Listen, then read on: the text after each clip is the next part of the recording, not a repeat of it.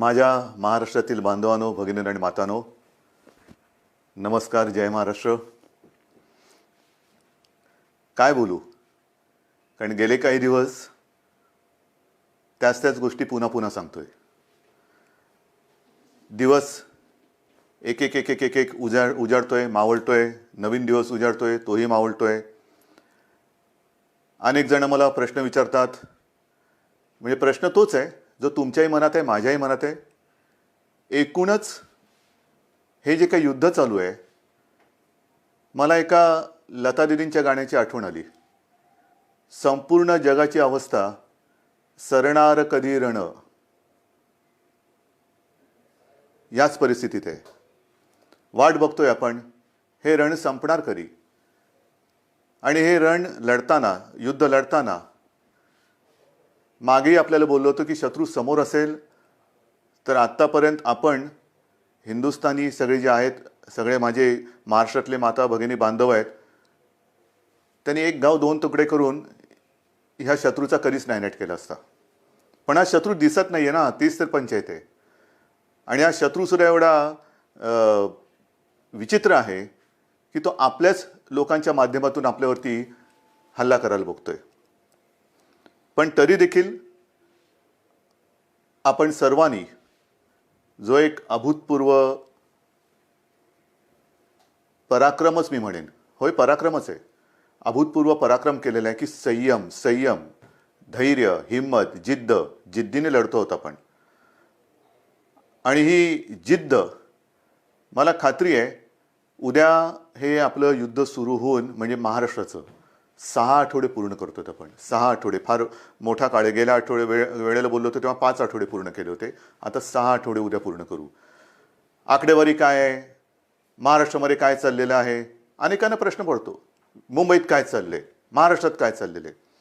मी नम्रपणाने आपल्यासमोर काही माहिती ठेवतो आहे. याचा अर्थ असं नाही की इतर देशामध्ये इतर राज्य काही कमी करतात, असं नाही आहे. पण आजपर्यंत, म्हणजे मी तुमच्याशी बोलतोय, हा आकडा माझा कालचा आहे. त्याच्यानंतर कालची रात्र आणि आत्ता 1 वाजतोय. 1 वाजेपर्यंत आणखीन हा आकडा पुढे सरकलेला आहे. आणि तो आकडा आहे, आपण महाराष्ट्रामध्ये किती टेस्ट केलेले आहेत. एक जे काही सगळीकडे काहूर उठतं ना, टेस्ट करा, करतोय आपण टेस्ट. जसं जसं आपल्याला शक्य होतंय तसं आपण या सगळ्या सोयीसुविधा वाढवतो आहोत. आत्तापर्यंत माझ्याकडे जो आकडा आहे, आत्तापर्यंत म्हणजे हा कालचा, मी पुन्हा एकदा सांगतो, काल संध्याकाळपर्यंतचा साधारणतः 66,796, म्हणजे 66,800 पर्यंत ह्या टेस्ट झालेल्या आहेत. त्याच्यामध्ये किमान 95% ह्या टेस्टमधले जे आपल्या व्यक्ती होत्या त्या निगेटिव्ह आलेल्या आहेत, म्हणजे त्यांना ह्याचा प्रादुर्भाव झालेला नाही. 66-67,000 ह्या टेस्ट झाल्यानंतर मग जे चित्र आपल्यासमोर आहे ते हेच आहे की साधारणतः 3,666-67,000 टेस्ट केल्यानंतर त्याच्यात 3,600 हे पॉझिटिव्ह आलेले आहेत. एकूण आत्तापर्यंत त्यातले 300-350 हे कालपर्यंत सांगतोय, ज्यांना ह्याचा प्रादुर्भाव झाला होता त्यांना बरं करून आपण घरीसुद्धा सोडलेलं आहे. आत्तापर्यंत सुद्धा एक आपण समाधान मानू शकतोय की जेवढे काही पॉझिटिव्ह रुग्ण आपल्याला सापडत आहेत त्यांच्यात किमान 70 ते 75% हे अतिसौम्य किंवा ज्यांना अजिबात लक्षणं नाहीत या वर्गात मोडत आहेत. आपल्याकडे जवळपास आज 52 रुग्ण हे थोडेसे मध्यम गंभीर ते अतिगंभीर या वर्गामध्ये मोडत आहेत. आपलं आता लक्ष आहे हे जे गंभीर आहेत त्यांना वाचवणं. पण होतंय काय की काही ठिकाणी आजसुद्धा मला ठिकठिकाणच्या डॉक्टरांकडनं जे काही त्यांच्याशी चर्चा करतोय तर असं समजतंय की बऱ्याच वेळेला अगदी शेवटच्या टप्प्यामध्ये हे रुग्ण आपल्याकडे येतात, म्हणजे आपण काहीच करू शकत नाही. काही केसेसमध्ये तर असे आढळून आलेलं आहे की तो रुग्ण आल्यानंतर त्याचा रिपोर्ट टेस्टला दिल्यानंतर तो जो काय काळ लागतो, टेस्टसाठी जो काय काळ लागतो, रिपोर्ट येण्यासाठी तो लागतोच आहे. तो काय अजून कोणी कमी नाही करू शकलेला. तो रिपोर्ट प्राथमिकता देऊन आपण करून घेतो की हा गंभीर आहे, ह्याचा रिपोर्ट आम्हाला आधी द्या. एक काही अपवादात्मक परिस्थितीत असे झालेले आहे की ते रिपोर्ट येण्याच्या आतच त्यांचं दुर्दैवाने निधन झालेलं आहे. आणि म्हणून मला नेहमी हेच तुम्हाला सांगतो आहे आणि सांगायचं आहे की कोणतेही लक्षण, सर्दी, खोकला, ताप हे लपवू नका. घरच्या घरी उपचार करू नका. आपण याची विभागणी केलेली आहे, ज्याला आपण फीवर क्लिनिक म्हणतो. सर्दी, खोकला, ताप यांच्यासाठी दवाखाने पण सुरू केलेले आहेत. ज्यांना ज्यांना ही लक्षणं आढळतील, ही अशी काही ज्याला म्हणतो ना की नुसतं संसर्ग म्हणजे हात लावला तरी झालं असं नाही आहे. जर मास्क लावला, थोडं अंतर ठेवलं तर हे प्रादुर्भावाचा टाळता येतो. पण आपल्यापासून आपल्याला हे लक्षणं दिसत असतील तर लोक वालीत टाकतील का? अशा संस्कृतीचा महाराष्ट्र नाही आहे. एकमेकाला मदत करणारी आपली संस्कृती आहे. आणि म्हणून मी पुन्हा आपल्याला विनंती करतोय की जर का कोणाला अशी लक्षणं आढळली, स्वतःमध्ये अशी लक्षणं वाटली, तर न घाबरता, न पळता, घरच्या घरी न राहता तुम्ही ह्या दवाखान्यात या. जेवढं लवकर आपण याल तेवढं लवकर आपल्यावरती इलाज होईल. आणि मी गेल्या वेळेला सांगितलं होतं की करोना झाला म्हणजे संपलं, असं नाही. आज सुद्धा जे मी तुम्हाला आकडा दिलेला आहे, बरं होऊन म्हणजे काही ठिकाणी तर जवळपास गंभीर झालेली रुग्ण सुद्धा बरे होऊन आपण घरी सोडलेत, म्हणजे त्यांना जाऊ दिलेलं, बरं करून घरी जाऊ दिलेलं आहे. तर असंही आहे, अगदी 6 महिन्याच्या बाळापासून 83, 84, 85 वयाच्या आजीपर्यंत रुग्ण हे बरे झालेले आहेत, बरे होत आहेत. पण वेळेमध्ये आले तर वेळेत आले पाहिजे. एक गोष्ट मला आणखीन सांगावीशी वाटते की काल मी संध्याकाळी मुंबईतील जे आपले खाजगी दवाखाने आहेत, हॉस्पिटल्स आहेत, किंबहुना स्वतः काही प्रॅक्टिस करणारे डॉक्टर्स आहेत, यांच्यापैकी काही डॉक्टरांशी बोललो. आणि मला समाधान आहेत, हे सुद्धा कुठेही लढायला कमी नाही आहेत. त्यांच्याशी मी स्वतः बोललो, आपले टास्क फोर्सचे डॉक्टर बोलले, महापालिका आयुक्त बोलले.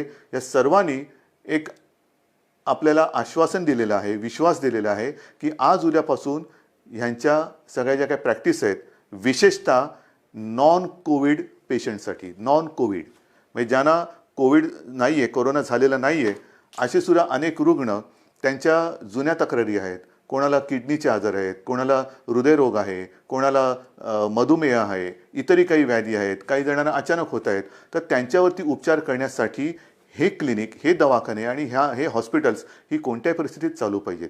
नाहीतर कोरोना कोरोना कोरोना करताना ह्यांच्याकडे दुर्लक्ष झालं तर हाही वर्ग खूप मोठा आहे. त्याच्यासाठी ते आपल्याला मदत करतात. त्या सगळ्यांना मी धन्यवाद देतोय. आणि मी संपूर्ण महाराष्ट्रातील डॉक्टर्सना आवाहन करतोय, विनंती करतो आहे की मुंबईतले डॉक्टर्स तयार झालेले आहेत, महाराष्ट्रामध्ये सुद्धा तयार होत आहेत. पण आता घाबरू नका. तुम्हाला जे जे काही हवं आहे, जे जे काय सरकार म्हणून करता येणं शक्य आहे, ते सर्व सरकार म्हणून आम्ही करतो आहोत. काही काळजी करू नका. तुम्हाला अगदी PPE किट पाहिजे असतील, जिथे जिथे शक्य आहे, कारण आजही या सगळ्या उपकरणांचा थोडा नाही म्हटलं तरी तुटवडा आहेच. मी उगाच काहीतरी खोटं सांगणार नाही आहे, पण तुटवडा थोडासा आहे. पुरवठा होतो आहे, केंद्राकडनं होतोय. राज्य सरकारसुद्धा जिथून जिथून शक्य होईल तिथून हा जो काही उपकरणांचा आपल्याला पुरवठा होऊ शकतोय त्यांना संपर्क करून त्यांच्याकडनं सुद्धा घेतोय. म्हणजे हे होत आहे, परिस्थिती सुधारते, नक्कीच सुधारते. धान्याच्या बाबतीत सुद्धा जवळपास 80-90% लोकांपर्यंत राशन आपण पोहोचवलेलं आहे. भगवा रेशन कार्डच्या बाबतीमध्ये राज्याने जो एक मोठा निर्णय घेतला त्याच्याप्रमाणे वाटप आता येत्या काही दिवसात सुरू होते. आपण त्यांना कमी दराने, सवलतीच्या दराने अन्नधान्य देतो आहोत. केंद्राने सुद्धा, मी मागे जे बोललो होतो किमान आधारभूत किमतीने, त्याच्या बाबतीत सुद्धा ते मदत करतायत. आपल्याला अजून काय करता येणं शक्य आहे ह्याच्याबद्दल विचार करून केंद्राशी आपली बोलणी चालू आहेत. केंद्र सुद्धा आपल्याला मदत करते. महत्त्वाचा मुद्दा काय, अनेकांना असं आजही वाटते की केंद्र सरकार मोफत धान्य वाटते, तुम्ही का नाही देत? मोफत धान्य, केंद्र मोफत धान्य देते, मग तुम्ही का नाही देत? मोफत देत आहे, पण ते आत्तापर्यंत तरी फक्त त्यांनी तांदूळ दिलेला आहे. आणि हा तांदूळ सुद्धा अन्न सुरक्षा जी काही आपली एक योजना आहे त्यातल्या लाभार्थ्यांसाठी आहे. जसजसा तांदूळ येतोय तसं तोही आपण वाटतोय. या तांदूळाबरोबर आपण डाळ आणि गव्हाची मागणी केलेली आहे. कारण नुसता तांदूळ घेतोय तो आम्ही देतोय, पण तांदूळासोबत म्हणजे भाताबरोबर गहू आणि डाळ तर पाहिजे.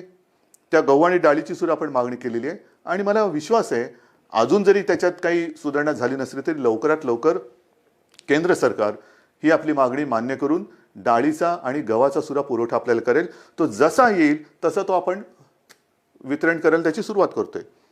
एकूणच काय की हळूहळू आता गोष्टी या आपल्याला लक्षात आल्यानंतर त्याच्याही बाबतीत यंत्रणा ही व्यवस्थित काम करते आहे. हे सगळं करताना आता उद्या 20 तारीख आपण तर आपला लॉकडाऊन 30 तारखेपर्यंत आणि केंद्र सरकारने म्हणजे माननीय पंतप्रधानांनी तर 3 मे पर्यंत केलं. चांगली गोष्ट केली.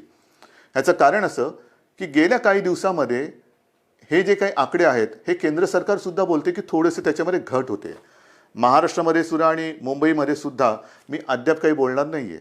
गेल्या काही दिवसातले आकडे ह्याची पुन्हा मी एक तपासणी करायला सांगितले की मला खात्रीपूर्वक सांगा. आहे रोजची मला माहिती येते, पण कुठेही भ्रमात आपण राहायचं नाहीये.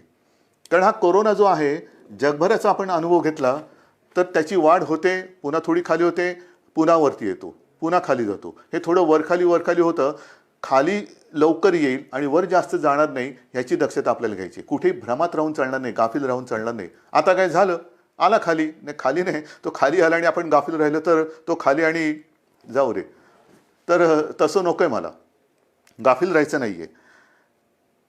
आज मला महत्त्वाचं जे सांगायचं आहे की 20 तारखेपासून जे काही सगळं ठप्प झालेलं आहे, अर्थचक्र आपलं या कोरोनाच्या चिखलात रुतलेलं आहे.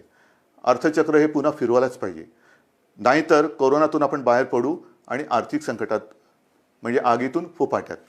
आणि त्याच्यासाठी उद्यापासून परत एकदा गणपती बाप्पा मोरया करून काही ठिकाणी आपण याला मोजक्या आणि माफक स्वरूपात परवानगी देत आहोत. त्याबद्दल सुद्धा मला थोड्याशा गोष्टी स्पष्ट करायच्या आहेत. आता एकूण राज्याचं जर का चित्र आपल्या डोळ्यासमोर आणलं तर काही जिल्हे सुदैवाने हे 0 रुग्णाचे आहेत. 0, तिकडे एक सुद्धा रुग्ण नाही आहे आणि तो होताही कामा नये. काही ठिकाणी जे थोडेसे होते त्याच्यात आता घट येत म्हणजे नवीन रुग्ण नाही आहे आणि त्याच्यात वाढ होत नाही आहे. आहेत ते सुद्धा बरे होऊन घरी चाललेले आहेत. मग आपण थोडे झोन केलेले आहेत, red zone, orange zone, green zone. Red zone साहजिकच आहे, जिकडे आज देखील रुग्णांच्या संख्येमध्ये वाढ होते ते रेड झोन आहे. ऑरेंज झोन जिकडे रुग्ण आहेत पण नवीन वाढ तशी झालेली नाही आहेत. आणि तिसरं ग्रीन झोन म्हणजे तिकडे 0 आहे. तर ह्या खास करून ग्रीन झोनमध्ये आणि ऑरेंज झोनमध्ये आपण माफक स्वरूपामध्ये उद्योगधंद्यांना परवानगी देतो आहोत. ह्याबद्दल सूचना या तळागाळापर्यंत गेलेल्या आहेत. आजपर्यंत आपण काय करत होतो, फक्त आणि फक्त जीवनावश्यक वस्तूंच्या उद्योगांना आणि त्याच्या मालवाहतुकीला परवानगी देत होतो. आता जिथे जिथे शक्य आहे त्या उद्योजकांना सुद्धा आपण सांगतो आहोत की जर तुम्ही तुमच्या मजुरांची काळजी, कर्मचाऱ्यांची काळजी तुमच्या त्या आवारात घेत असाल, आम्ही धान्य पुरवठा करू, तुमचं रॉ मटेरियल येईल, सगळं काम तुम्ही करा, मजुरांची ये जा होता कामा नये. कारण हे जे काय माल वाहतूक वेगळी आणि व्हायरस वाहतूक वेगळी. आपल्याला व्हायरस वाहतूक नाही करायची, आपल्याला माल वाहतूक करायची. म्हणून माल चालू राहील, त्याची वाहतूक चालू राहील, पण व्हायरस बंदी ही राहणारच. व्हायरसची वाहतूक होणार नाही. ही व्हायरसची वाहतूक ही कळत नकळत होते आहे. आणि म्हणून आता मला कोणताच धोका पत्करायचा नाही आहे, अजिबात नाही आहे. जे तुम्ही आत्तापर्यंत सहकार्य केलेत मला माहिती आहे खूप कठीण आहे. काही न करता शांत बसून राहायचं ह्याच्यासारखी दुसरी मला नाही वाटत दुसरी कोणती शिक्षा असेल. पण ती शिक्षासुद्धा तुम्ही एक तुमचं कर्तव्य म्हणून भोगता आहात, सोसता आहात. तुम्ही शिस्त पाळताना मी दुसऱ्याला शिस्त नाही मोडू देणार, अजिबात नाही. कारण ती आता परवडणार नाही आपल्याला.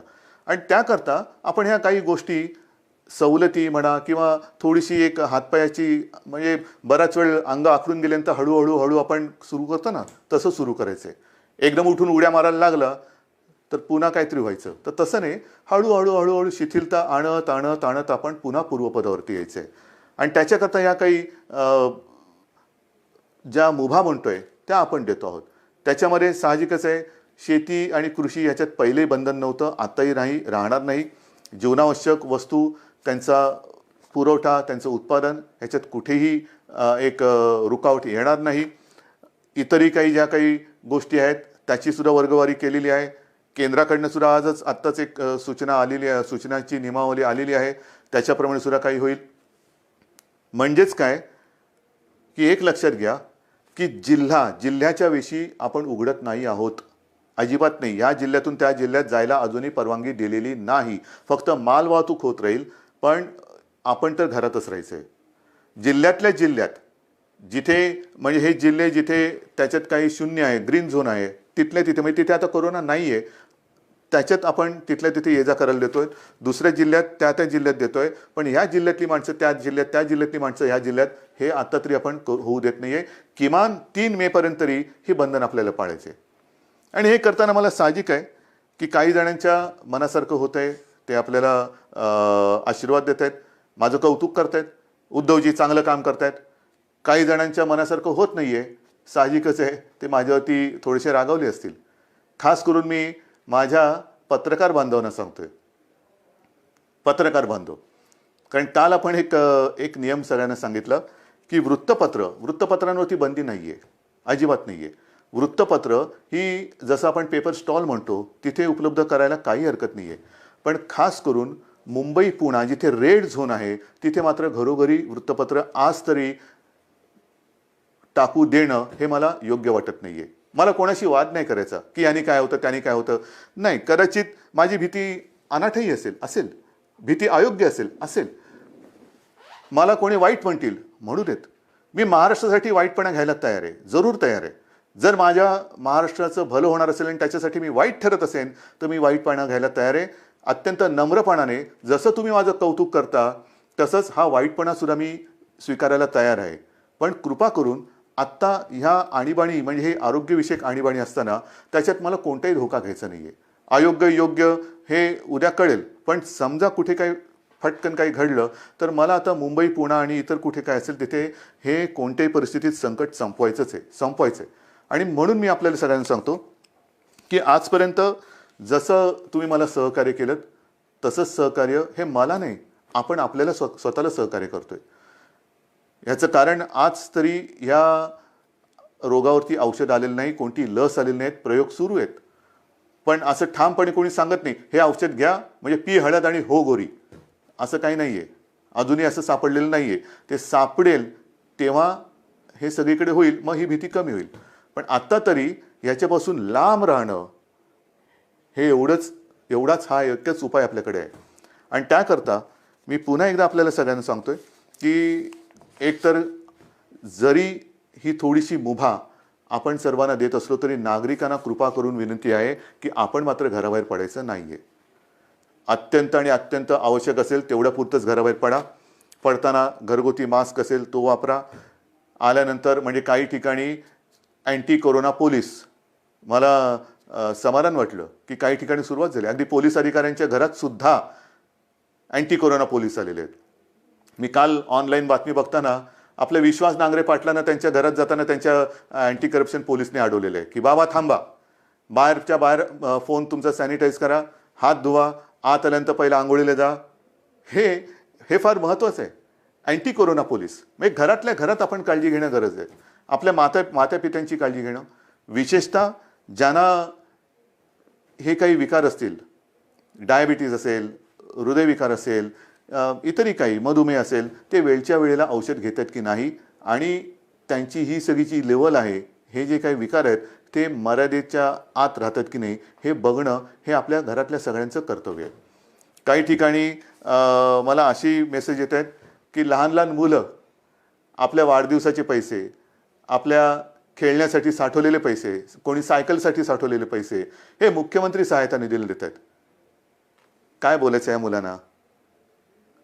कौतुक तर केलंच पाहिजे, आशीर्वाद तर दिलेच पाहिजे, पण मी ह्या बाळगोपाळांना सांगतो की तुम्ही काळजी करू नका. अहो आम्ही आहोत, ही माझ्यासोबतची जी पिढी आहे ती समर्थ आहे आणि हे सगळं युद्ध चाललंय हे तुमच्या भवितव्यासाठीच चाललेलं आहे. मला कल्पना आहे की पैसा करून ती एक गंमत असते, पैसा साठवणं आणि त्या साठवलेल्या पैशातून स्वतःसाठी या काही गोष्टी करणं. म्हणजे अनेक ठिकाणी घरात ह्या गोष्टी अशा आहेत की हट्ट नाही करायचा. आपल्या खाऊचा पैसा असेल, वाढदिवसाचा पैसा असेल, हा साठवत ते करायचं. तुम्ही नका करू, आम्ही आहोत, आपण खंबीर आहोत, सरकार खंबीर आहे, ही पिढी खंबीर आहे. आज सुद्धा मुख्यमंत्री सहायता निधीला मदत येते. CSR फंड मग तिकडे चालतो इकडे चालत नाही, मला तर त्या राजकारणात जायचंच नाही आहे. पण CSR फंडासाठी सुद्धा आपण एक वेगळा निधी त्याचा अकाउंट सुरू केलेला आहे. ज्यांना CSR म्हणून द्यायचं आहे मुख्यमंत्री सहायता निधीला, त्यांना CSRसाठी एक वेगळा अकाउंट आपण उघडून दिलेलं आहे. या सगळ्या गोष्टी करतो. आणि त्याचबरोबरीने घरामध्ये राहून थोडीशी एक अस्वस्थता येते, बेचैनी येते, काय करायचं कळत नाही, मग कोणाला विचारायचं, घरी कोण आहे. 2 गोष्टी आपण सुरू केलेल्या आहेत. एक तर खरं म्हणजे महाराष्ट्रामध्ये याची गरज नाही आहे, कारण महाराष्ट्र आपला हा सुसंस्कृत आहे. पण ज्या बातम्या येतात जगभरातून की घराघरामध्ये महिलांवरती अत्याचार किंवा हिंसाचार ह्या गोष्टी वाढत आहेत. महाराष्ट्रात असं होणार नाही. एक सुद्धा केस अशी होता कामा नये, अजिबात होता कामा नये. पण तरी देखील महिलांना मी विनंती करतोय की समजा दुर्दैवाने कुठे असा आपल्याला अनुभव आला तर 100 नंबर हा आपल्या मदतीसाठी आपण केलेला आहे. कुठे अशी जर का तुम्हाला वाटली की इकडे आपल्यावरती अन्याय होते किंवा थोडंसं होते, मानसिक स्थिती थोडीशी इकडे तिकडे होते, पण तिच्यासाठी, ती सांभाळण्यासाठी आणि महिलांना रक्षण देण्यासाठी एक 100 नंबर हा आपण त्या सेवेसाठी देतो आहोत. दुर्दैवाने जर का अशी कुठे घटना घडत असेल तर 100 या नंबरवरती माझ्या माता भगिनींनी फोन करावा. तत्काळ आपलं महाराष्ट्र सरकार आपला भाऊ म्हणून आपल्यासोबत आपल्या मदतीसाठी धावून आल्याशिवाय राहणार नाही.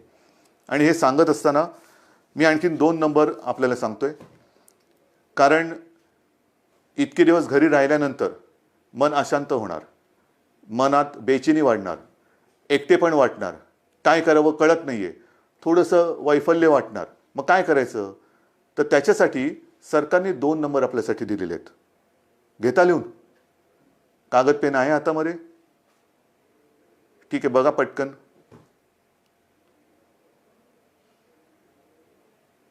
घ्या लिहून. पहिला नंबर आहे तो मुंबई महापालिका आणि बिर्ला. अनेक स्वयंसेवी संस्था आपल्याला विविध रूपाने मदतीला येत आहेत.